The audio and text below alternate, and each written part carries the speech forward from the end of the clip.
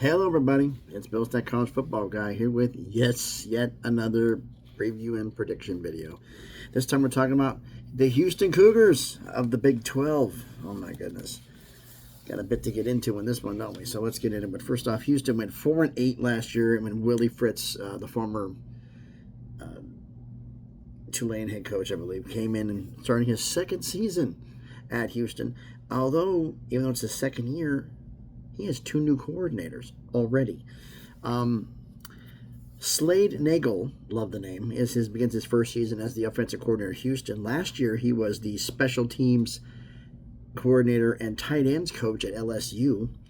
The previous offensive coordinator, and he was also the tight ends coach, was Kevin Barbay, who is now an offensive analyst for Kentucky. Yeah. Why is he gone? Last season, out of 134 teams, Houston was ranked 128th in total offense. Not hard to understand why he was let go.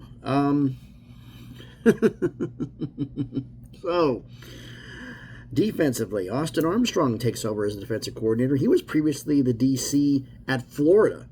Like, whoa, Florida DC coming in? The previous DC was Shieldwood. Hope I'm saying his name right. Who's now the defensive coordinator at Texas Tech. So, under Shield last year, Houston was 25th in total defense. Armstrong's Florida team was 76th in total defense. So, we're going to see how that plays out now. Offensively, who's going to be the starting quarterback? Four guys in the quarterback room.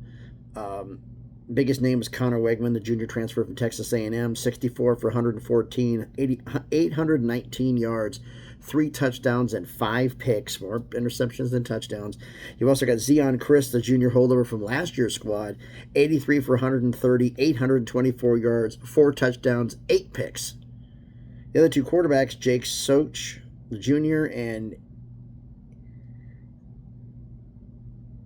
Indiana Kinjay. As I wrote down here, I probably got the name wrong, and I apologize. Sophomore, neither one of them threw at least 10 passes for 100 yards last season. So both quarterbacks that you have that have experience, both of them throw more receptions than touchdowns. Not a good way to get this started. All right. Running back room, this is actually going to be a battle because there's 5 guys, and then the redshirt freshmen and freshmen going here. 5 guys who legitimately got a shot at it. Jashawn Ridgel, the sophomore, who also plays wide receiver, he's got a shot. He can get some playing time in here. But the starting job, you get 3 players. Like previously in these videos, you had struggling to have game experience. You got 3 here. Jamarian Burnett, the sophomore, 43 carries for 182 yards and no touchdowns. You had DJ Butler, a sophomore, 16 carries for 102 yards and no touchdowns. I think they'll be in depth. The starting job is between a holdover and a transfer. Stacy Snead, the senior holdover, 60 carries, 308 yards, and 1 touchdown. But the lead, I think, is probably going to go to Dean Connors, the senior transfer from Rice, 159 carries, 780 yards, and 9 touchdowns. He might be on the inside track, but we'll see. It's going to be an interesting running back room. There's some play there. Wide receiver room, I usually go by, can you get 10 receptions in the season? Can you get 10 receptions? Some teams have had 2 or none, and this one's got 5. 3 are homegrown, 2 are FBS transfers. So, you got some potential there. You got some other guys I think have a chance to make some plays in here. There's Marquise Shoulders, the junior, Dylan Cattle, the junior, Anthony Ganji, junior, the senior. You also got Samuel Paget and Hunter Teichman, sophomores. Both of them really didn't do anything. They possibly can get rotational time, probably special teams. But the 5 that I'm talking about here, worst to first receptions, getting at least 10 receptions. You got Devin Williams, the junior, who's a holder from last year's squad, 11 receptions, 127 yards, and a touchdown. You've got Makai Muse, the senior, 29 receptions, 253 yards, and 1 touchdown. Then you have last year's number 1 receiver, Steven Johnson, the senior, 32 receptions, 402 yards, and 2 touchdowns. Yeah, he was the leading receiver on Houston last season. Not leading receiver who's left, leading receiver, period. So the 2 transfers coming in lead the top here. First off, we got a Harvey Broussard, the third, a junior transfer from Louisiana. 31 receptions, 486 yards, and 3 touchdowns. But I think wide receiver 1 if it works out that way, is going to be Amari Thomas, the junior transfer from UAB. 62 receptions, 670 yards, and 8 touchdowns. So we get some experience in the wide receiver room, like some of these other videos we got here. Now, tight end room. We had 2 other guys, Jaden York, the senior, Travel Frederick Jr., the sophomore. They're probably going to be getting for playing time. But the starting jobs between 2 and 1 is also a transfer. Secondary, we got both of them are transfers, really. Neither one of the holdovers have gotten at least 10 catches this past season. Luke McGarry, the junior transfer from Tulsa, 17 receptions, 236 yards and a touchdown. And then you've got Tanner Kozil, Kozil, the senior transfer from, he was originally at Ball State, then he went to Wisconsin, then he changed his mind to go from Wisconsin to go to Houston. But at Ball State, he had 94 receptions, 839 yards, and 8 touchdowns. I think he's going to get some plays time. Just call it a hunch. I could be wrong. But I think he's going to get some playing time. Offensive lineman, there's a lot of transfers in this room. How's all that going to blend together? It's going to be interesting. See how this goes. Offensively, it's like a tough call between the running back and the wide receiver room, who's probably the running back room, if I could talk, would probably be the best room on the offense. Now, defensively, man, we got a battle going here. I mean, we got technically 1, 2, 3, 4, 5, 6, 7, 8, 9, 10 guys who have potential to be in the defensive line rotation. Let's get the ones who don't have enough. They have to have at least 10 tackles on defense for me to think you're doing something special. 20 at least on the FCS level. Xavion Tibbs, a junior. Hunter Jones, the sophomore. Everett Rogers, a senior. Those guys didn't get 10 tackles last year. We have an FCS transfer, Miles Parker, a sophomore, who is transferred from Tennessee Tech, 29 tackles, 2.5 sacks, and a forced fumble. For the FBS guys, we've got homegrown, we've got Xavier Stillman, the senior, 10 tackles and a sack. I'm struggling with mixing them here first to first here. We're talking Khalil Lufau, the junior transfer from Washington State, 16 tackles, 4 sacks, and a pass deflection. Going from there, we have Eddie Walls III, a transfer from Florida International, 30 tackles, 5 sacks, 1 forced fumble, and a pass deflection. A little bit of everything. After him, we've got Joshua Donald, the senior transfer from Appalachian State. He's got 32 tackles, 3 sacks, and a forced fumble. And then we get to the beast of the room. This is actually a holdover from last year's squad. Carlos Allen Jr., the senior, 42 tackles and 2.5 sacks. It's going to be a very interesting room here. I think they'll potentially do some great things here. But it's a pretty damn good room. Linebacker room. Oh, boy. Linebacker room. Make sure I got 2 pages here or 1. This is only 1 page. Okay, we're good. For 8 guys who legitimately have a shot at getting the linebacker rotation, and of these, 6 of the 8 have at least 10 tackles. We have 2 transfers in the room, 3 transfers in the room, I see. All of them FBS schools, so no FCS transfers. Now, the 2 that did not make any play, Kevon Tooley, the junior, Corey Platt Jr., the redshirt sophomore. None of them had at least 10 tackles at the FBS level last season. Now, going worst to first again, we always do. LaTrevion McCutcheon, the junior, holdover from last year's squad, 12 tackles, 2 sacks, and 2 forced fumbles. Next up, we got Sione Fotu, the transfer from Utah, 19 tackles, 2 pass deflections. I forgot about Jalen Garner, the senior holdover from last year's squad. We're talking 17 tackles and an interception. Not bad. So we got 3 left here. Brandon Mack II, the junior, 39 tackles, 3 sacks, 2 forced fumbles, made some plays. Now, these 2 coming in here are both transfers. Man. Carmicah Glass, the sophomore. So as a freshman, he did this. A freshman at Louisiana. 78 tackles and a half a sack. Dude was everywhere. And last but not least, we're talking about Jesus Machado, the senior transfer from Tulane. 98 tackles in 2023. Hurt last year. I think he's going to be a big playmaker. I think he can do some stuff. But I misspelled on that one. He should have been down at the bottom of the list. I just realized the fact I wrote down the year down, and I realized he's a 23 guy, not a 24.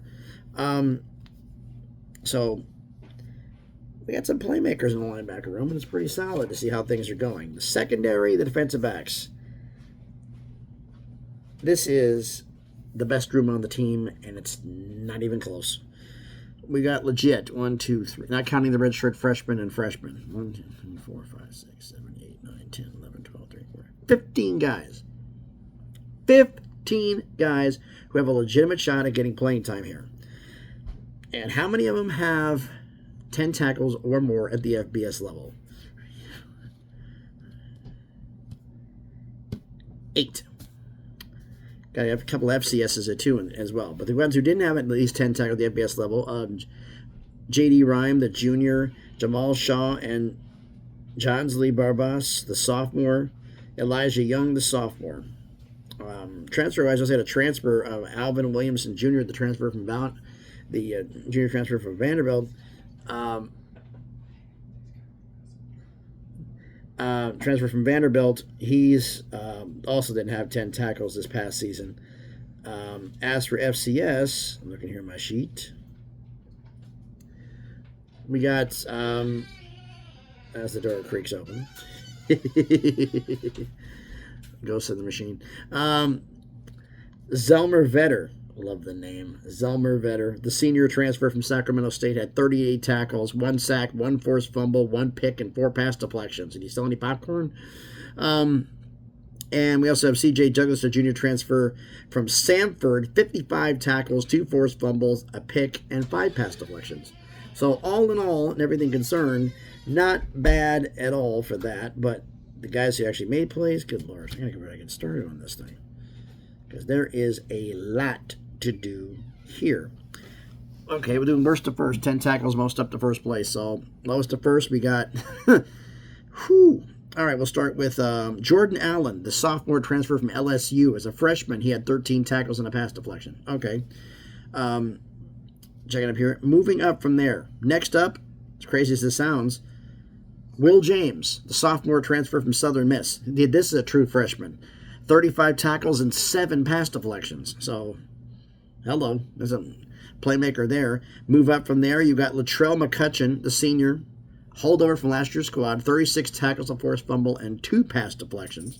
So we're going better there. We've got Keeney Parks, a transfer from the junior transfer from Wyoming.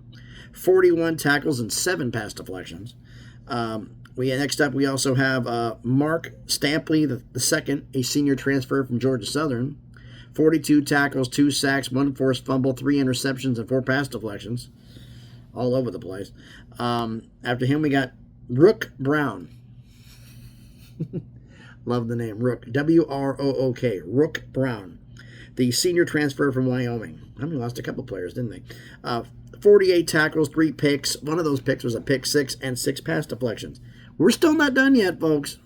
Moving up the list, the final 2. Kentrell Webb, the junior, holder from last year's squad, 54 tackles and 3 pass deflections. And Blake Thompson, the senior transfer from Louisiana Tech, 60 tackles, 2 forced fumbles, and 3 pass deflections. There's experience all over the place. So the secondary is by far the best unit on this team. How was it going to carry? Well, we're going to see. The problem is they face some teams. They've got some great defenses and great quarterbacks, but can they up and hold their end of the deal up? All right. So shall we get into the schedule? All right. Start off the schedule. Home game against Stephen F. Austin. The season opener for both schools. Last meeting between these schools was 77 years ago in 1948. And here's the comedy. Stephen F. Austin won 21-13 in Houston. In fact, Stephen F. Austin leads the all-time series 2-1. What the hell, Houston? So Houston's trying to even it up at 2-2, and yeah, Houston evens it up at 2-2. They're going to get the win. Then they start up their first road game on the road at Rice, but the problem is it's cross town, not cross country. It's literally in Houston as well. Rice plays at Louisiana the week before. The last meeting was last year. Houston won 32-7 in Houston. Now we're going to be on the road cross town. Rice just can't compete with this defense, so I'm going to give the edge to Houston, so I'm going to give Houston the win. Then next up is their home game against Colorado. I covered this already in the Colorado preview and prediction video. You're going to lose to Colorado at home. Then you get a bye week and come out of the bye week at home against on the road at Oregon State. I covered this video in the Oregon State preview and prediction video. Oregon State plays Oregon the week before. You got a bye. You're going to beat Oregon State on the road in Corvallis. Huge win for Houston. Come back home to face Texas Tech. Texas Tech has a bye the week before. So you go across country to Oregon State and then come back home. Texas Tech been sitting there waiting on you for 2 weeks. They're going to go to Houston instead of going to Lubbock. But they're not that far off. Last meeting was in 2023 between both these schools. Texas Tech won 49-28. Texas Tech is actually on a 6-game winning streak against Houston. It's about to become 7. Houston's going to beat Texas Tech. Texas Tech's going to beat Houston at home in Houston. So another loss for the Houston Cougars. Then they go on the road at Oklahoma State. Oklahoma State plays at Arizona the week before. So that's going to be a tough game. Last meeting between these schools was also in 2023. Oklahoma State won 43-30 in Houston. I was debating on this one. I'm not going to go with this game. And I just looked at the roster here, and I'm going to keep on. Look at the quarterbacks. Oklahoma State's quarterback room, Houston's quarterback room, their quarterback room is worse. A lot worse. I'm really going to be wondering about how Oklahoma State's going to get the season going, but just, wow. So even though you're on the road in Stillwater, you're going to beat Oklahoma State. You're going to beat the Cowboys. Then you come back home against Arizona. This is your homecoming game, Houston. This is Houston's homecoming game. Arizona played BYU at home the week before. And they traveled from Arizona to Texas, which isn't super far. Last meeting was last year. Arizona won 27-3 at Tucson. Can the defense slow down Fafita? Yeah, I think they can, but there's other things that's in play here. I got to give the edge to Arizona. I'm going to have Arizona win this game, so you're losing, Houston. I'm sorry. Then you go on the road at Arizona State. Arizona State plays Texas Tech, ironically, at home the week before. Last meeting was in 1990. Neutral site game. Houston won 62-45 in Tokyo, Japan. You know, like, what? That was crazy. But they played in neutral site game, Tokyo, Japan. That was nuts. This is cross-country travel a bit. Not much on there. Arizona State travels not much. Arizona travels not much. This isn't like the other ones. But I trust Arizona State's roster a hell of a lot more than I trust yours. So I'm going to pick you to lose to Arizona State. Then you're at home against West Virginia. I put this up here. I put this game up in the West Virginia preview and prediction video. You're losing at home to West Virginia. Then you got a Friday night game under the Friday night lights on the road at UCF. UCF plays at Baylor the week before. The last meeting was in 2023. UCF won 27-13 at Orlando.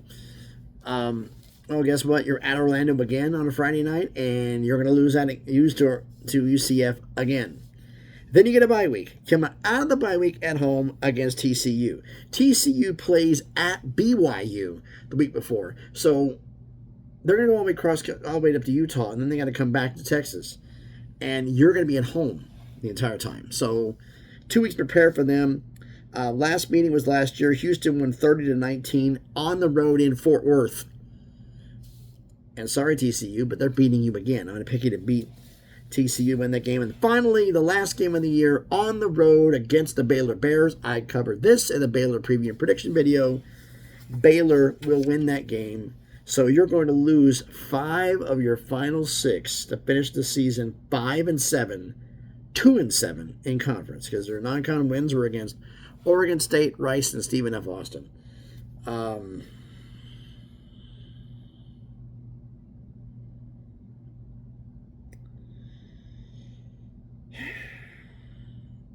just bad. I was really, really, really hoping that Houston would be better. Because I like Willie Fritz as a head coach. I like what he does. I like the things he does. But it's they got to fix a few things going on here. Can Connor Wegman turn it around? Could I be wrong on some of these games? The Colorado game at home, the Texas Tech game at home, Arizona, West Virginia. I could be wrong on a bunch of these games. But quite honestly, I don't think so. So, sorry, Houston, but you're going to go 5-7 this year, 2-7 in conference, and miss a bowl game. But I've done enough running my mouth. Time for you to let me know what you think about all of this down in the comments. So thanks, everybody, for watching the video. If you haven't done already, do me the favor. Smash the like button. Hit that thumbs up. It helps the algorithm, helps the video be seen by more people. Comment on the video. All right, move this out the way. I'm going to repeat the schedule again one more time without all the extras. All right, you tell me who's going to win or lose in the comment section. All right, home against Stephen F. Austin to start the year. On the road at Rice, which is in Houston, in town. Home against Colorado. Then they get a bye week. On the road at Oregon State. Home against Texas Tech. On the road at Oklahoma State. Home against Arizona. At Arizona State. Home against West Virginia. At UCF. Then they get another bye week. Home against TCU. And at Baylor. So literally it's home, away, home, away, home, away, home, away, home, away. The entire time. Wow.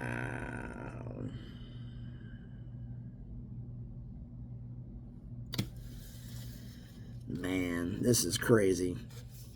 So basically, you start off and win 3 of your first 4. And then you win 2 of your next 8. Yikes. Yikes. Wow. But, like I said, I've done enough running my mouth. Let me know what you think about this down in the comments. Share the video if you want to. If you haven't done it already, check out some other videos I've done. If you like them, hey, subscribe to the channel. On the road to 1K, trying to make some magic happen. If you want to follow me on X, the craziness that is, the link will be in the description. So, again, thanks, everybody, for watching. More preview and prediction videos if there's some news that happens athletic-wise, Sun Belt, Pac-12, Big Ten, SEC. I'm going to sprinkle it in here with all these videos. We're going to try to get all these knocked out before the start of the season. A lot more to go. So thanks, everybody, for watching. Everybody's having a great day. Please be safe and please be good to each other.